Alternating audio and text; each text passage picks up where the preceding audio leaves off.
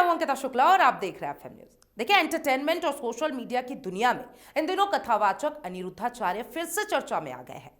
कुछ महीने पहले उन्होंने लड़कियों के चरित्र पर जो अभद्र और विवादित टिप्पणी की थी, उसका असर अब कानूनी रूप में सामने आने लगा है। मथुरा की सीजेएम कोर्ट ने इस पूरे विवाद पर दायर की याचिका पर सुनवाई करते हुए कथावाचक अनिरुद्धाचार्य के खिलाफ एफआईआर दर्ज कर लिया है। इसका सीधा मतलब है कि वो अब मामले में उनके खिलाफ आधिकारिक तौर पर केस चलेगा।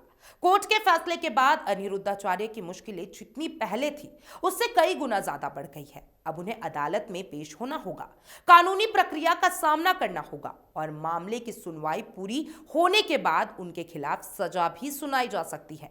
यह पूरा मामला अक्टूबर 2024 में शुरू हुआ था, जब अनिरुद्धाचार्य का एक वीडियो सोशल मीडिया पर अचानक वायरल हो गया था। इस वीडियो में देखा गया कि वह एक सत्संग और कथा के दौरान बेटियों को लेकर बेहद आपत्तिजनक भाषा का इस्तेमाल कर रहे हैं। उन्होंने कहा था कि आजकल की बेटियों की शादी 25 साल की उम्र में होती है और तब तक वह कई जगह मुंह मार चुकी होती है। उनके इस बयान ने इंटरनेट पर आग लगा दी और लोग उनके इस कमेंट पर बहुत नाराज हुए। महिलाओं के सम्मान से जुड़े तमाम पक्ष इस वीडियो को देखकर गुस्से में आ गए। सोशल मीडिया पर लोगों ने उनकी आलोचना करना शुरू कर दिया और कई महिलाओं के समूह ने इसे बेइज्जती और मानसिक उत्पीड़न की संज्ञा दी। वीडियो इतना फैल गया कि हर प्लेटफॉर्म पर इसे लेकर चर्चा होने लगी। अक्टूबर महीने में इसी विवाद की वजह से अखिल भारतीय हिंदू महासभा की आगरा जिलाध्यक्ष मीरा राठौर ने अनिरुद्धाचार्य के खिलाफ मथुरा की सीजेएम कोर्ट में एक याचिका दायर कर दी। उन्होंने ये कहा कि कथावाचक ने महिलाओं को बेहद भद्दे तरीके से अपमानित किया है और उनकी बातें समाज में गलत संदेश देती है। उन्होंने ये भी कहा कि किसी भी मंच पर बैठकर बेटियों के बारे में इस प्रकार की टिप्पणी करना न सिर्फ गलत है, बल्कि समाज में लड़कियों के सम्मान को ठेस पहुंचाता है। मीरा राठौर ने याचिका में यह भी बताया कि अनिरुद्धाचार्य जैसे लोग हजारों लोगों के बीच बैठकर कथा करते हैं। ऐसे में उनकी कही गई बातों का असर आम जनता पर बहुत गहरा पड़ता है। इसलिए यह जरूरी है कि इस तरह की अभद्र टिप्पणी पर कानूनी कार्रवाई की जाए। सीजेएम उत्सव राज गौरव की अदालत ने इस मामले में गंभीरता दिखाते हुए याचिका पर सुनवाई की। अदालत को दी गई शिकायत, सोशल मीडिया पर वायरल वीडियो और पूरे विवाद की प्रकृति को देखते हुए कोर्ट ने इस याचिका को स्वीकार कर लिया है और कोर्ट के आदेश के बाद अनिरुद्धाचार्य के खिलाफ परिवाद दर्ज हो गया है। इसका अर्थ यह है कि मामला अब आधिकारिक मुकदमे के दायरे में आ चुका है और आगे की पूरी कार्रवाई कानून के अनुसार होगी। कोर्ट ने यह भी स्पष्ट किया कि इस मामले में सुनवाई जनवरी 2026 में हो सकती है। इसमें याचिकाकर्ता यानी कि मीरा राठौर का बयान दर्ज किया जाएगा। इसके बाद अदालत इस मामले की अगली कार्रवाई का फैसला करेगी। अनिरुद्धाचार्य ने इस विवाद के बाद अपनी सफाई भी दी। वीडियो वायरल होने के कुछ समय बाद उन्होंने सोशल मीडिया पर बयान जारी करते हुए कहा कि उनकी बातों को तोड़ मरोड़ कर पेश किया गया है। उन्होंने कहा कि वो महिलाओं का बहुत सम्मान करते हैं और समाज में बेटियों की इज्जत हमेशा बरकरार रहनी चाहिए। उन्होंने कहा कि उन्होंने ऐसा कोई इरादे से ये चीजें नहीं कही, बल्कि उनके बयान को गलत तरीके से फैलाया गया। हालांकि लोगों का बड़ा हिस्सा उनकी इस सफाई से संतुष्ट नहीं हुआ। कई लोगों ने कहा कि वीडियो बिल्कुल साफ था और इसमें कही गई बातें बहुत स्पष्ट सुनाई दे रही थी। उनकी सफाई को लोग बयान को ढकने की कोशिश के रूप में देख रहे हैं। जो भी हो, अदालत में दायर हुए इस परिवाद ने अनिरुद्धाचार्य की परेशानियों को गंभीर रूप से बढ़ा दिया है। अब यह मामला सिर्फ सोशल मीडिया तक सीमित नहीं रहा, बल्कि पूरी तरीके से कानून प्रक्रिया में प्रवेश कर चुका है।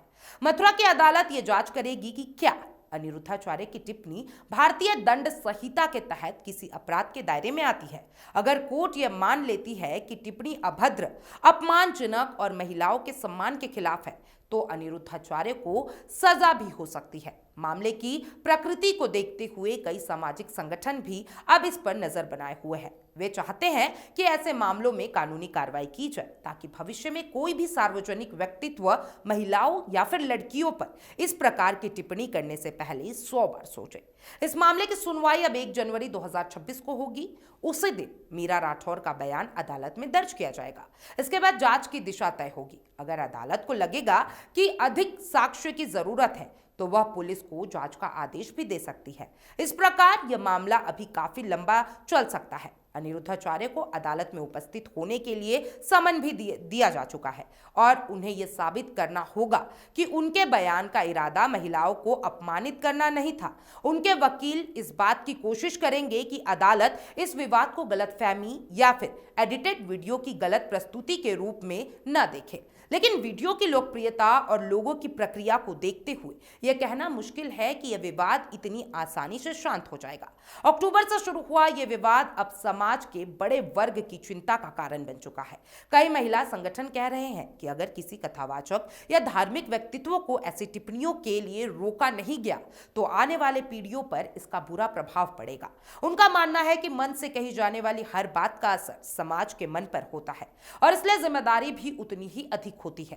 दूसरी ओर कुछ लोग अनिरुद्धाचार्य के समर्थन में भी हैं। उनका कहना है कि यह मामला बढ़ा चढ़ाकर पेश किया गया है और वीडियो को पूरी तरीके से समझे बिना ही लोग उन पर हमला कर रहे हैं। हालांकि अदालत अपना फैसला केवल सबूत और सच्चाई के आधार पर ही देगा। सार रूप में देखा जाए तो अनिरुद्धाचार्य का यह विवाद कहीं से भी हल्का नहीं है। सोशल मीडिया से लेकर अदालत तक ये मामला लगातार बढ़ते हुए अब एक गंभीर कानूनी लड़ाई का रूप ले चुका है। जनवरी में होने वाली सुनवाई इस केस की दिशा तय करेगी और यह साफ होगा कि अनिरुद्धाचार्य को राहत मिलेगा या फिर उनकी मुश्किलें और बढ़ेगी। फिलहाल इतना तय है कि लड़ाई पर की गई अभद्र टिप्पणी ने उन्हें ऐसे झंझट में डाल दिया है कि जिसकी गूंज लंबे समय तक सुनाई दे सकती है। आप क्या सोचते हैं अनिरुद्धाचार्य के बारे में? कमेंट बॉक्स में जरूर बताइएगा और तमाम इस अपडेट्स के लिए एफएम न्यूज़ के साथ बने रहें।